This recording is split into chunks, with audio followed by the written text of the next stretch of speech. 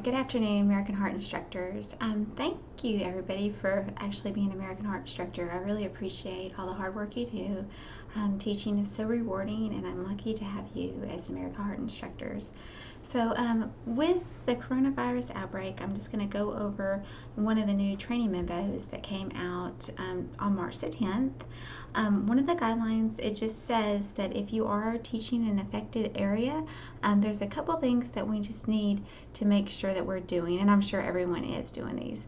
So it's suggested that we wash our hands before and after class, and of course between any snacks and meals for at least 20 seconds. Also, make sure that all your students are using a pocket mask, and that pocket mask should have a one-way valve.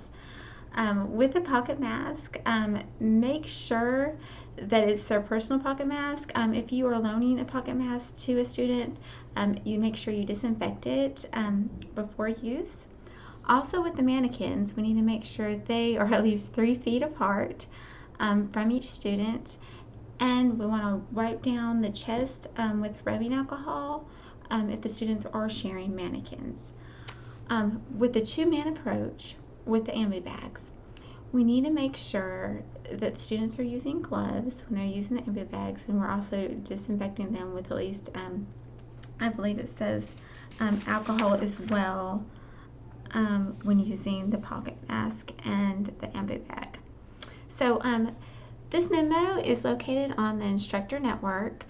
So when you go to the Instructor network, what you're going to do is you're going to, let's go to my dashboard real fast.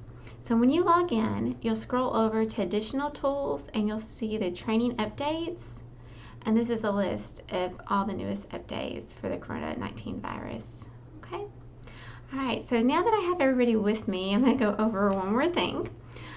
The use of our feedback devices. So our feedback devices actually came out January 31st of last year. I know I have some instructors that are still in the process of purchasing their new feedback devices, but most of you should have them already. So with your feedback devices, you need to make sure that it measures the depth and rate. So it can't just be a clicker, because the clicker only measures the depth. You have to actually have a feedback device that measures the rate as well. Because remember, the rate has to be at least 100 to 120 per minute to be a high quality CPR. So we've actually saw great results with the feedback devices.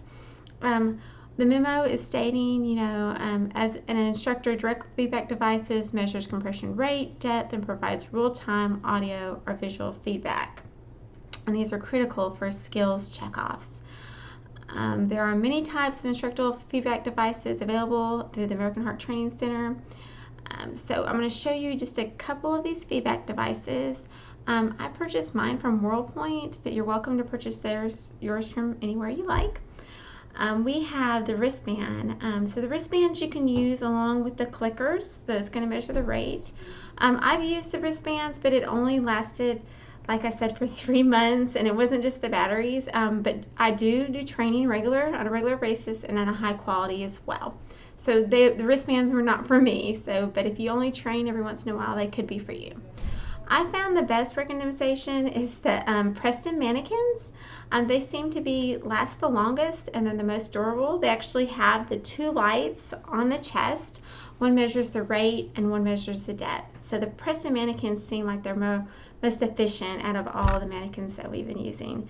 So I do recommend that, but you as instructors are able to choose any feedback device you have. You just have to make any feedback device you would like.